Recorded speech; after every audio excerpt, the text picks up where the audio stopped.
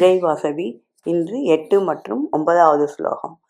நைவ கிஞ்சித் கரோமீதி யுக்தோ மன்யேத தத் வபித் பஸ்யன் ஸ்ருவன்வன் ஸ்புஷன் ஜிக்ரன்னச்சன்னன் கச்சன் ஸ்வபன் ஸ்வசன் பிரலபன் விஸ்ருஜன் கிரகணன் நுண் மிஷன் நிமிஷன் நபி இந்திரியானீந்திரியேஷு வர்த்தந்த இதி தாரயன்.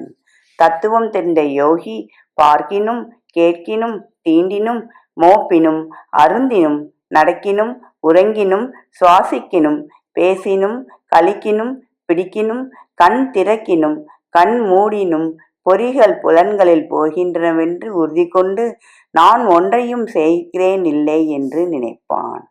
இது பற்றி ஸ்ரீ ராமகிருஷ்ணர் உபதேசம் செய்கிறார். ஸ்வர்ண குளிகையின் ஸ்பரிசத்தால் முற்றும் பொன்னாக மாறிய கத்தியானது பழைய வடிவத்தில் இருக்கிறது. ஆனால் அது வெட்டுவதற்கு உதவாது.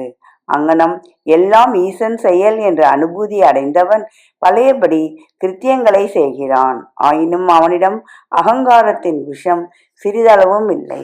அவன் யாருக்கும் தீங்கு செய்வதும் இல்லை. நன்றி, வணக்கம். இப்படிக்கு 10வது ஸ்வரூபம் விருத்தாச்சலம்.